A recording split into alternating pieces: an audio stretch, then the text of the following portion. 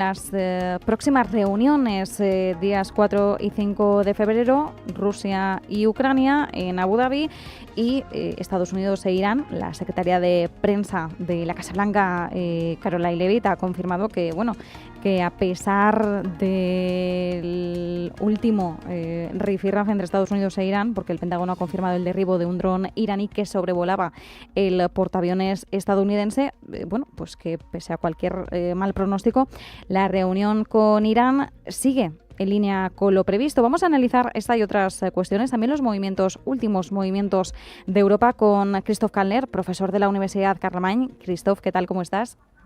Hola, buenas tardes, Marta. Gracias por acompañarnos. Diego Pitar, consultor de nuevos negocios en Dubai Holding Group, profesor del Máster de Relaciones Internacionales en el IEB. ¿Qué tal? ¿Cómo estás?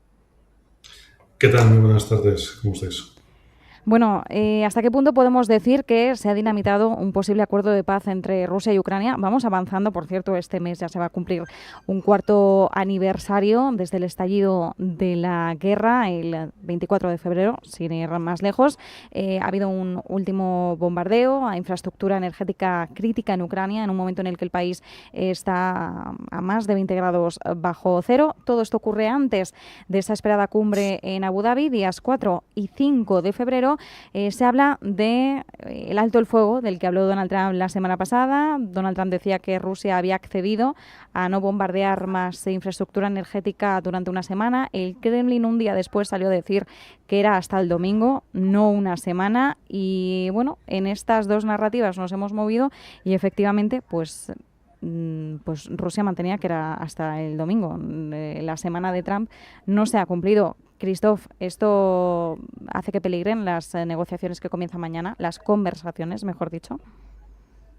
Bueno, yo no, pienso que no, porque la estrategia de Rusia es intentar negociar en posición de fuerza y poniendo encima de la mesa que los rusos o Rusia y Putin son capaces de ir aún más lejos a nivel de asumir pérdidas y seguir bombardeando Ucrania y que al final la comprensión que podía tener Ucrania es que, Rusia no tiene límite y, mejor negociar ahora que dentro de, algunos meses cuando estará peor. Pero también mi lectura es que Rusia empieza a tener, serios problemas, está intentando acelerar estas negociaciones para conseguir lo que, una victoria para Putin, que sería el control total del Donbass y quedarse con la parte sur de Ucrania y la estrategia empieza a debilitar muchísimo la economía y incluso a nivel de defensa. Leí un artículo hace muy poco sobre la inversión de los costes de la guerra para Ucrania y Rusia. Rusia cada vez necesita invertir más dinero para bombardear Ucrania porque Ucrania ha optado por cosas muy baratas, drones, por ejemplo, de antidrones de $1.500, $2.000, que derivan ahora estos grandes drones iraníes que para escapar a los sistemas ucranianos, tienen que cada vez llevar más electrónica y ser más costoso. Y hay una inversión entre Ucrania, que tiene una defensa cada vez más barata y más eficaz, para premunirse de esos bombardeos, y Rusia, que tiene que gastar cada vez más en sistemas electrónicos, ópticos, que realmente no tiene, y esta inversión seguramente para Putin y sus generales empieza a pesar, y la táctica es, a bombardear a saco, entre comillas, y intentar que estas negociaciones lleguen a buen fin. Por lo tanto, son cartas que Putin está jugando ahora mismo porque igual dentro de unos cuantos meses no los tendrá. Diego, ¿cuál es tu visión respecto a el entorno en el que van a arrancar estas conversaciones? Bueno, es un entorno en el que, evidentemente, aquí me uno a Christoph en que es una muestra de fuerza por parte de Putin. De decir, oye, pues sí, vamos a sentarnos, pero que sepas que yo todavía estoy vivo y que además te puedo hacer mucho daño y además cada vez voy a poner más en contra a la población contra ti, porque te vas a ver forzado no solamente por mí, sino también por la gente que te va a pedir que empieces ya a encarrilar un poquito más esto de la paz, porque efectivamente, como bien has contado, Marta, llevamos ya 4 años, o sea, el camino de los 4 años en pocos días de que empezó esta guerra, ¿no? Entonces, a mí es una situación en la que no me sorprende para nada el hecho de que Putin haya hecho una demostración más de fuerza. Sí que es verdad, como comentaba Christoph, que en este caso, bueno, pues es una guerra más costosa que le urgiría más casi a Rusia, a Moscú, acabar con ella que otra cosa, pero no olvidemos que también le interesa mucho más a Zelensky porque día a día, metro a metro, están avanzando las tropas rusas y no olvidemos que Putin no va, vamos, no sé cuánto cederá, pero desde luego ni el Donbass ni nada va de los puntos más importantes que ha tomado ya dentro de Ucrania, va a cederlos. Entonces, aunque le esté costando más, también le urge a Zelensky porque no olvidemos que Zelensky ahora mismo está aguantando por lo que está aguantando, pero yo creo que es que hasta los propios ucranianos le van a querer ya en el poder. Entonces, bueno, pues es una medida de presión más por parte de Putin, acercándose un poquito más a la población. Creo que ha habido, no sé si he visto que son 5 fallecidos en estos ataques. Sí, y bueno, la última cifra que yo tenía también eran 5, sí. 5. Sí, son 5 fallecidos, pero que evidentemente es una demostración de, oye, ha habido 5 muertos, pero podemos decir que no ha sido contra vosotros, es contra las infraestructuras que vosotros tenéis, aunque estéis a 20 bajo cero, pero desde luego es más un ataque contra Zelensky, así que entre vosotros, población civil, y nosotros desde la ofensiva rusa, pues es un elemento que hay que quitar de en medio. Entre otras cosas, pero es una demostración de poder de decir, sí, yo me siento, pero que sepas que estoy fuerte, ¿no? Que es un poco el mensaje yo creo que he querido transmitir, en este caso Putin a Zelensky, ¿no? Bueno, y por decir bien el dato, ahora que recuerdo es que, claro, lo de los 5 era en la cuestión lo diré, la cuestión del tren de pasajeros, que esto fue la semana pasada. Tengo la duda de cuál es la cifra exacta de hoy. Si luego la encuentro, la digo para que nadie se quede con la duda, pero bueno, por rigor, es que no, he dicho muy pronto lo de los 5, me sonaba, pero esto era bueno, es que ya al final confluyen tantas cosas que uno se confunde de día. Comprensible, por otro lado. Mientras tanto, siguiendo con la mirada puesta en Abu Dhabi, expectativas reales que debemos manejar. Yo creo que esta es una de las preguntas principales que nos repetimos constantemente, pero claro, seguimos sabiendo cuáles son los escollos, asunto de cuestión de seguridad, asunto territorial. ¿Qué avance real podemos esperar a partir de mañana, Christoph? Vamos a seguir negociando durante semanas o meses y básicamente estamos en una situación de guerra de agotamiento y aquí al final cederá el que mejor aguante económicamente y humanamente esta guerra. Yo, muchas veces se dice que Ucrania es una situación un poco complicada, pero yo diría que Rusia, con el tamaño que tiene, que a nivel de población son 5 o 6 veces más que los ucranianos, realmente en 4 años aún no ha conseguido conquistar el Donbass. Las ganancias de terreno son ridículos, las pérdidas son enormes y al final las pérdidas económicas también y la manera de combatir de los ucranianos, que la defensa es mucho más eficaz que el ataque y al final yo no descarto que si son capaces los ucranianos de resistir y los europeos seguir suministrando armamento, al final podemos tener una especie de congelación de la guerra, no cesión del territorio, porque para Ucrania y para Zelensky sería, además no puede, la Constitución no le permite ceder terreno, además terreno del Donbass que no están conquistados por los rusos. Por lo tanto, aquí sí que hay un bloqueaje muy, muy, muy potente.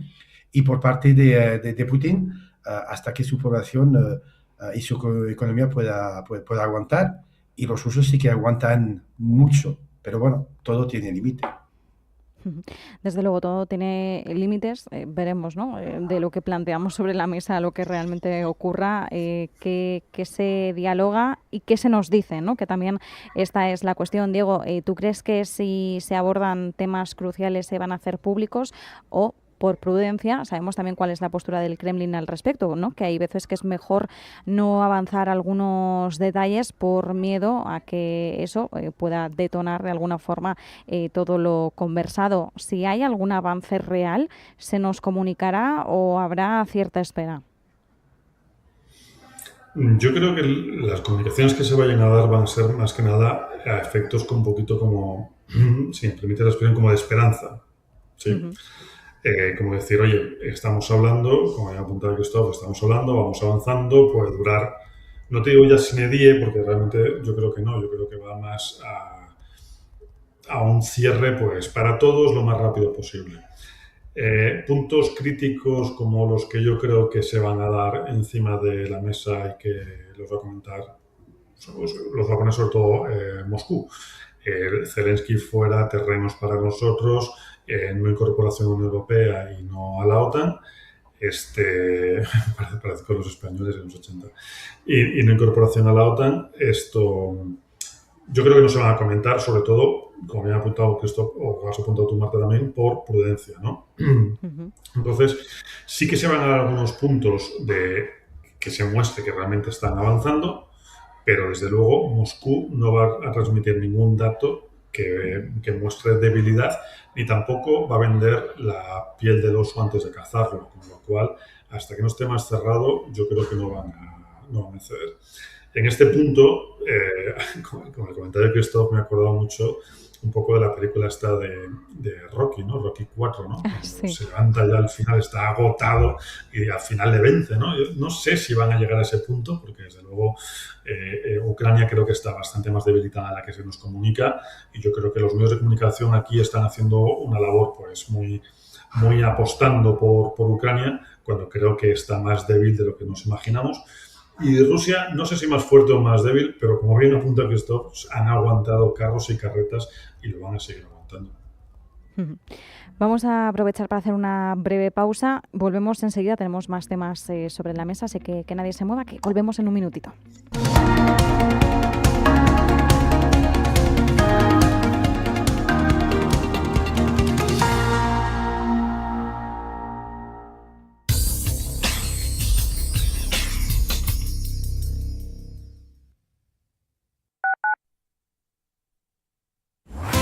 Radio Intereconomía. Eres lo que escuchas. Hola, soy Susana Criado y presento Capital Intereconomía en Radio Intereconomía. Analizamos la actualidad económica con rigor y profesionalidad. Di que nos escuchas. ¿Sabía usted que unos pies con problemas pueden paralizar nuestro ritmo de vida? Le proponemos una solución indolora, con una mínima incisión y con anestesia local aplicando las técnicas más avanzadas en cirugía del pie. Clínica Jiménez, calle Alcalá 378. Diagnóstico gratuito, 91 367 0071. Centro reconocido y autorizado por la Consejería de Salud y la Comunidad Económica Europea, 91 367 0071. Cada sábado, en Rienda Suelta, te contamos todo lo que se cuece en el panorama ecuestre. Deporte, actualidad, ocio, cultura, tradición, salud y mucho más. De 2 a 3 de la tarde, todos los sábados, en Radio Intereconomía, galopamos en las ondas con Rienda Suelta. ¿Por qué ayudan los que ayudan? Trabajadores sociales, educadores, voluntarios, investigadores. A pesar de las dificultades, dedican su día a día a ayudar a los demás porque creen en la utopía de una sociedad más justa para todos. Porque lo imposible solo es un poco más difícil que las cosas difíciles. Fundación La Caixa. Creer para transformar. Los viernes a las 10 de la noche nos visita un gato, el Gato Gourmet. En Radio Intereconomía, Andrés Sánchez Magro presenta una guía semanal gastronómica, enológica, de restaurantes, literaria, musical y con todos aquellos ingredientes para cocinar la buena vida. El Gato Gourmet, los viernes a las 10 de la noche en Radio Intereconomía.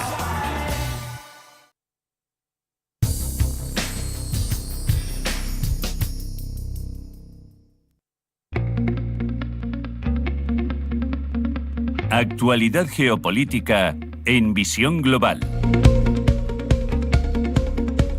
Actualidad geopolítica. Hemos dedicado una parte de la tertulia a hablar de las expectativas que debemos manejar de cara al encuentro en Abu Dhabi entre Ucrania y Rusia. Veremos qué es lo que podemos esperar después del bombardeo masivo a Ucrania en un momento en el que el país está a más de 20 grados bajo cero. Zelensky ha dicho que esto tendrá consecuencias en las conversaciones y por eso lo recalcamos. Pero más allá de esto, hay otras tensiones. El reloj sigue avanzando, como ya saben, cada minuto somos más viejos y el Kremlin alerta. Y es que este jueves se extingue el New START, el acuerdo nuclear que restringe, limita la cantidad de ojivas nucleares de Rusia, de Estados Unidos, y el Kremlin ha alertado, ojo con que se extinga, ojo con que lo dejemos morir, porque entonces el mundo será más peligroso sin este pacto nuclear. Estamos con Christoph Kaller y con Diego Pitarch. Christoph, empiezo por ti. En este caso, hay que decir que me ha sorprendido, Medvedev ha sido el menos alarmista y ha dicho, ojo, que no estamos diciendo que vaya a tener unas consecuencias inmediatas ni que tampoco vayamos a entrar en una guerra nuclear, pero desde luego es algo que merece la atención, ¿no? Tampoco es alarmarse muchísimo, pero bueno, tenerlo como una alerta, un toque de atención. Putin propuso a finales de septiembre prorrogar durante un año más este acuerdo. Trump dijo, si expira, expira, pero no nos podemos fiar mucho de lo que dice Trump, porque un día te dice esto y el otro dice que quiere prorrogarlo o que quiere rehacerlo. Pero claro, la propuesta de Estados Unidos principalmente pasa por rehacerlo, cambiarlo por completo. Esto lleva tiempo y nos expira en 2 días. Entonces, ¿van a dejar realmente que expire y que tengamos un precedente que no veíamos desde Nixon y Brezhnev?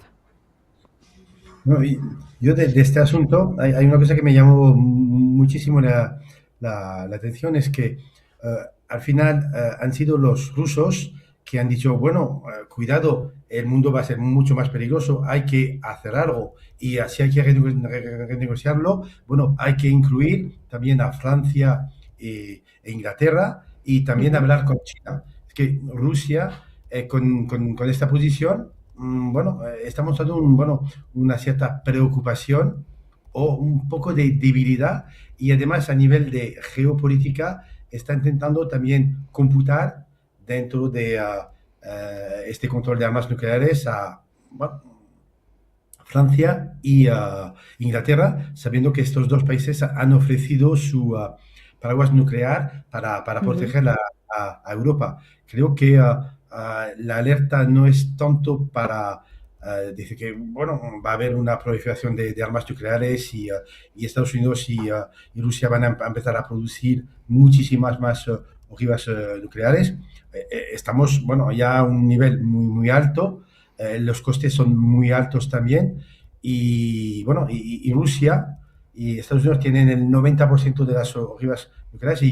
Y si hay una negociación, si no hay una negociación, una escalada, aquí sí que los costes son muy importantes y Rusia no se lo puede permitir. Entonces ha intentado buscar una manera para atraer o desarmar un poco a Europa.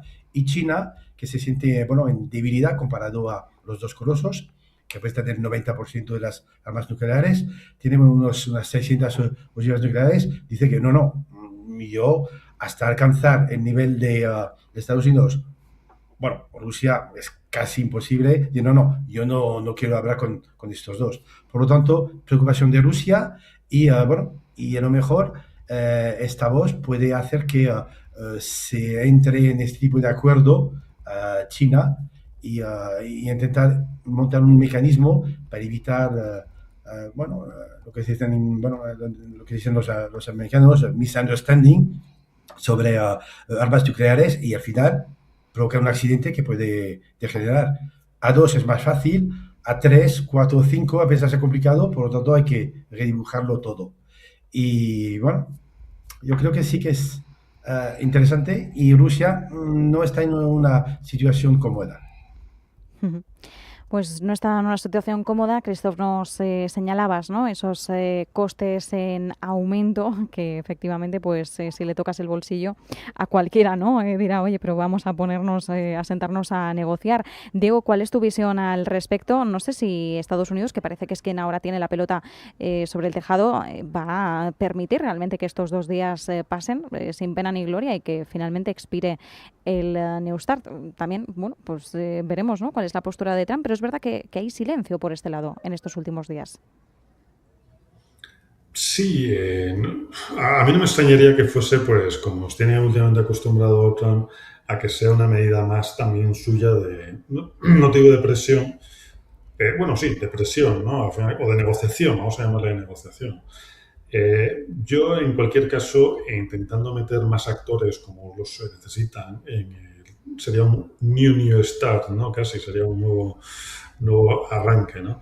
Efectivamente, como comentaba Christoph, habría que meter a muchos más actores que antes no se contemplaban y como mucho ahora mismo, o sea, dejarlo pasar no se puede dejar pasar. A lo mejor ahí, no sé si puede haber una negociación temporal o una prórroga temporal.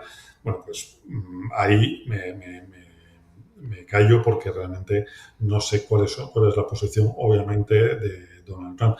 Pero también a mí no me extrañaría que lo dejara morir a efectos de tener, vamos a decir, un poquito carta blanca para que, bueno, pues tomar otra vez esa posición de poder nuclear que podría tener, que otros, pues sería muy difícil que le siguieran, como bien habéis comentado, a efectos simplemente de costes, ¿no?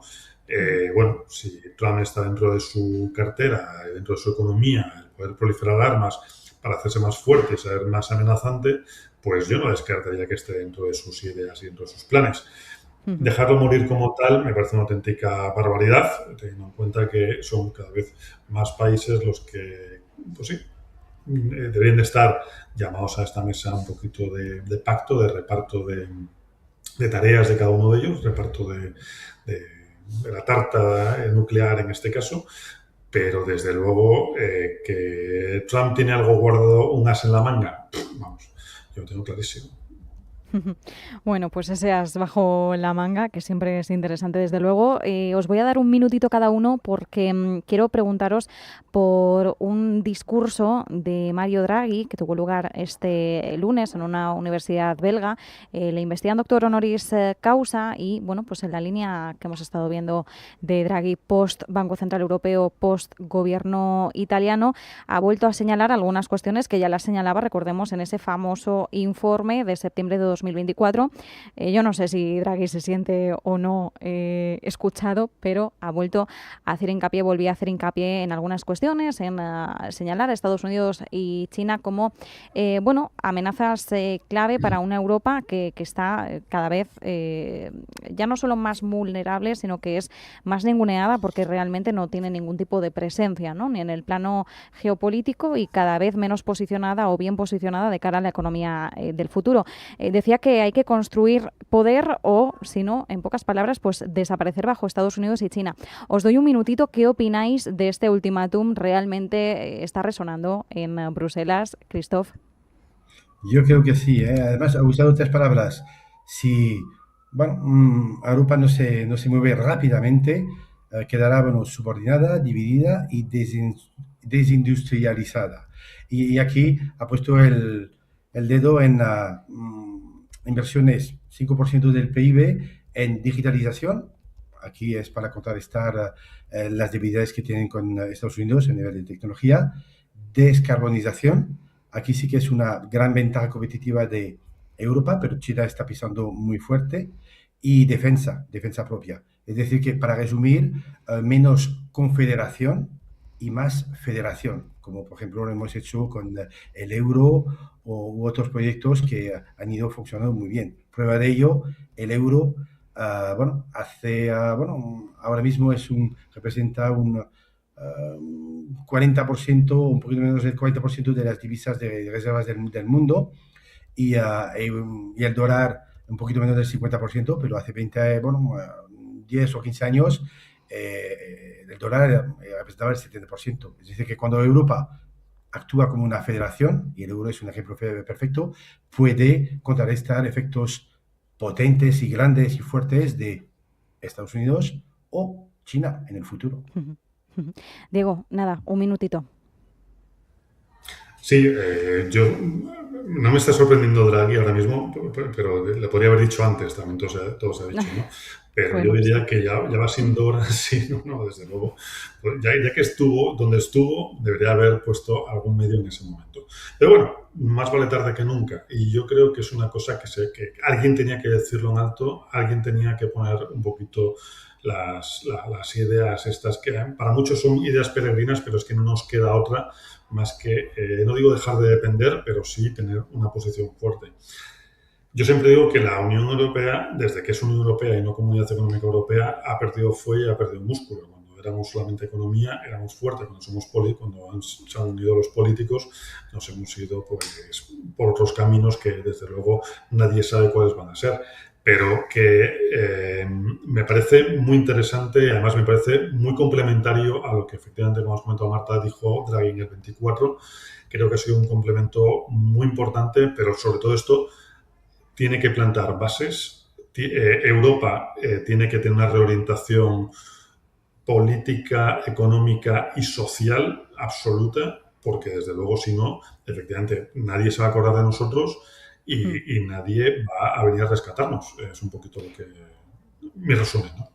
Efectivamente, nada, que tenemos que velar por nosotros, por nuestra propia seguridad y paz en términos económicos, políticos, etcétera, etcétera. Así que nos quedamos con eso. Bueno, más vale tarde que nunca, ¿no? Pues esto se está repitiendo, esta frase mucho, a lo largo de las últimas acciones que está haciendo Europa llevando a cabo, porque, bueno, ahora también se habla de una posible asociación en minerales críticos con Estados Unidos. Bueno, se están moviendo fichas. Vamos a dejarlo ahí y vamos a quedarnos con la parte positiva. Christoph Kaller, profesor de la Universidad Carlemany, Diego Pitar, consultor de nuevos negocios en Dubai Holding Group, profesor del máster de Relaciones Internacionales en el IEB. Muchísimas gracias a ambos. Un abrazo. Gracias, un abrazo fuerte. Buenas tardes.